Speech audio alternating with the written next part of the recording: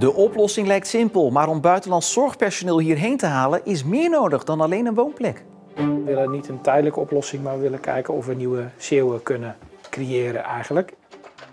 Maar is het genoeg? En verder in deze Zeeland nu vandaag. Strandwachten waarschuwen voor strandkuilen. En Marinus mag zijn paarden niet meer los laten lopen.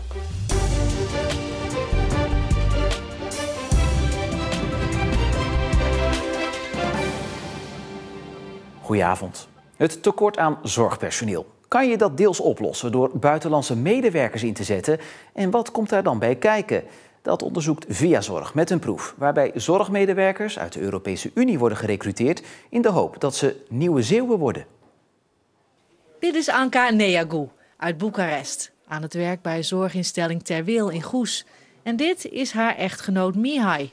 Ze werken hier als verzorgende 3IG, een functie waar tegenwoordig om geschreeuwd wordt, ook in Zeeland.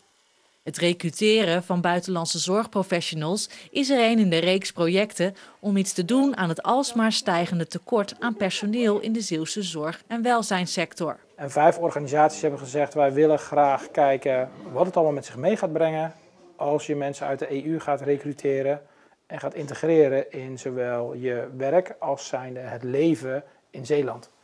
Want we willen niet een tijdelijke oplossing, maar we willen kijken of we nieuwe Zeeuwen kunnen creëren eigenlijk in de Zeeuwse zorg- en welzijnssector. In Roemenië werkten Anca en Mihai in een ziekenhuis. Hier in de ouderenzorg zijn hun taken anders dan daar, maar dat vinden ze geen probleem. Ja, het is een beetje verschil, maar het is ook goed. Ja, we houden van mensen, dus het is belangrijk. De selectie om mee te kunnen doen in deze proef is streng. En voordat de kandidaten echt aan de slag kunnen, verblijven ze bij gastgezinnen om zo de Nederlandse cultuur te leren kennen en moeten ze een maandenlange taalopleiding doorlopen. Nederlands leren, dat is al geen makkie en er komt hier ook nog iets bij. Een kleine, maar belangrijk probleem is hier in Zeeland de dialect. Zeeuws praten, ja, het is een beetje moeilijk. Maar ze zijn blij dat ze in Zeeland kunnen wonen en werken. En elke dag gaat het beter. Iedere dag is beter voor mij. Ik ben blij, ik ben tevreden.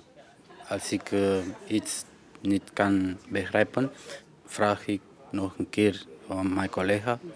Ja, en ze zijn aardig met mij. Ja, altijd.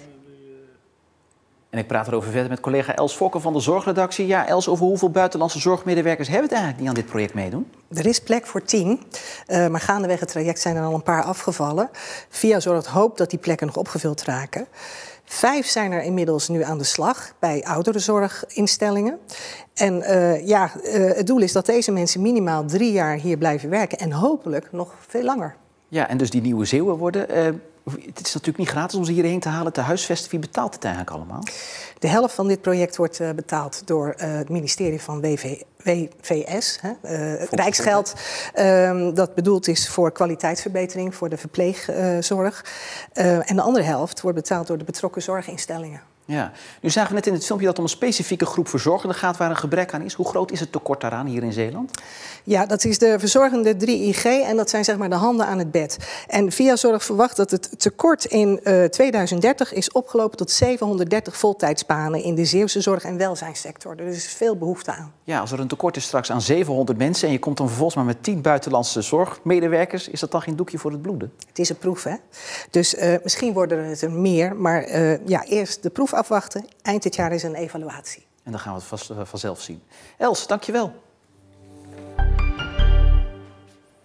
Strandwachten waarschuwen voor de gevaren van zelfgegraven kuilen op het strand. Dat naar aanleiding van een ongeluk vrijdag, waarbij een jongen bedolven raakt onder het zand in zijn eigen gegraven kuil, waarvan nu alleen nog de rand te zien is. De kuil was erg diep en stortte op den duur in. Snelle actie is in dit soort situaties van levensbelang. Nou ja, met zand is het zo, de bovenste laag is natuurlijk nat en daaronder is het mulzand. Ja, en als het eenmaal gaat, dan gaat het en dan kom je er niet meer uit. En dan mag je, zoals in dit geval, van geluk spreken dat er mensen in de buurt zijn die je er dan snel uithalen. Het valt de strandwacht op dat het vooral toeristen zijn die gevaarlijke kuilen graven, maar ze hebben een tip voor iedereen. Nou, ik zou in ieder geval zeggen om het vooral niet te diep te doen. Wat ik denk ook heel belangrijk is, hou je kinderen gewoon in de gaten. En het slachtoffer was aanspreekbaar toen hij naar het ziekenhuis werd gebracht. Hoe het nu met de jongen gaat is niet bekend. In Oostburg is vandaag stilgestaan bij het officiële einde van de Tweede Wereldoorlog. Tijdens een herdenking werden de namen van de 30 West-Zeeuws-Vlaamse slachtoffers van de Japanse bezetting in Nederlands-Indië voorgelezen. Cornelis de Bruin uit Aardenburg, 26 jaar. Dirk de Bruin uit Aardenburg, 27 jaar. Vanwege de oorlog in Oekraïne vindt het comité het extra belangrijk om de oorlogsslachtoffers niet te vergeten. Eigenlijk wil je dat grijpen, met z'n allen, om er wat aan te doen. En het enige wat je kan doen is dus dit. Dat is eigenlijk onze drijfveer, dat we proberen om er aandacht aan te besteden, dat het dus echt niet vergeten wordt. De strandcross Zoutelanden gaat ook dit jaar weer niet door. Was afgelopen jaren corona de reden. Nu is het de weigering van de gemeente om een vergunning te geven. Het evenement stond gepland op 17 september en dan is het volgens de gemeente nog te druk op het strand en staan daar ook nog allerlei voorzieningen, zoals lichtbedden. Als de organisatie met een andere, latere datum komt, bekijkt de gemeente de aanvraag opnieuw. Maar een andere datum is volgens de organisatie geen optie in verband met andere evenementen en het getij. De paarden van Marinus van Damme uit Koningsplaat doen niets liever dan wandelen door het dorp om te gaan zwemmen bij het strand. En Marinus zelf geniet er net zoveel van. Maar niet iedereen is er blij mee. De gemeente vindt dat hij zijn paarden aan moet lijnen. Oh, nee, ik vind dat gewoon lekker. Een paar keer in de week haalt Marinus van Damme zijn paarden Norbert en Mandy uit de wei voor een wandeling door Koningsplaat. Mandy krijgt eerst altijd even een borstelbeurt met de hark. Daarna stapt Marinus op de fiets en lopen de paarden achter hem aan. Ze volgen hem braaf. Ik hou van vrijheid. Dat de paarden ook gewoon vrij kunnen lopen. Als ik ze voor de kar zet ook, ze hebben ook geen bed en ook geen oogklappen op. En doen ook gewoon met de halster. En geen probleem. Voor mij die net te zeggen, ga maar rechts of ga maar links. Dan stap maar, meid. Kom, stap maar. Dan draai ze. Ik vind het zelf ook leuk. Ja. Ja, al mijn leven heb ik dieren gehad. Dus. En ik vind het vertrouwen in die dieren vind ik zo mooi. Gevaarlijk is het niet, vindt Van Damme, met paarden los door het dorp lopen. In de 6 jaar dat hij met Norbert en Mandy wandelt, zijn ze nog nooit ontsnapt. Hoi, weer erop. Ook is er nog nooit iemand gebeten of getrapt. Zijn paarden aan de lijn meenemen vindt hij veel gevaarlijker. Ik denk als ik wat aan de lijn heb en hij schrikt, dan gaat hij stijgeren en dan gaan alles vreemde dingen doen. Lekker in het zonnetje. Maar als hij niet aan de lijn is, goed, dan schrikt hij ook wel. Hij zal naar één kant toe van het gevaar weg. Maar ja, dat is een van die dingen. Dus ik het liever dat hij ongelijnd aanloopt. Dan weet ik zeker, want ik ga hem ook door zijn gevaar helpen. Als ik bijvoorbeeld zie daar staan stijgen, wat nieuw is in het dorp bijvoorbeeld, dan durven ze er niet langs. En dan moet ik wel eerst ervoor rijden. En dan gewoon, je moet ze erdoor praten. Dus, dat is met mannen precies hetzelfde. Als er bijvoorbeeld een vrachtauto aankomt of iets van, die moet ik gewoon even, moet ze kalmeren. Ja. Een aantal mensen in Koningsplaat is er niet van gediend dat er paarden los in het dorp rondlopen. Ze hebben de gemeente ingeschakeld. Als 500 mensen het leuk vinden, die bellen de gemeente niet. Maar als er 10 die het niet leuk vinden, dan zit er altijd 1 of 2 tussen. Die moeten de politie bellen of die moeten de gemeente bellen. Dus ik kan er ook niks aan doen.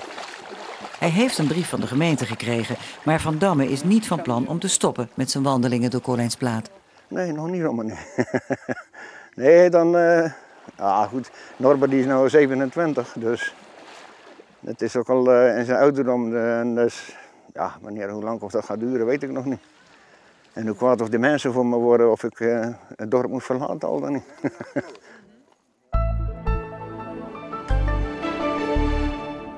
Ja, wat was dat nou vanmorgen vroeg? Dat was nou regen met onweer. Vandaag overdag weer droog en zonnig, maar wel drukkend warm, bij maximaal 26 graden.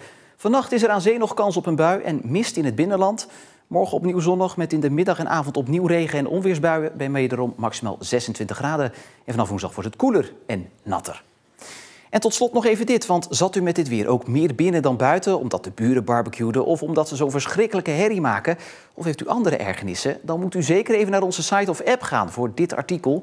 waarin een expert ons verzekert dat de meeste burenruzies zijn te voorkomen.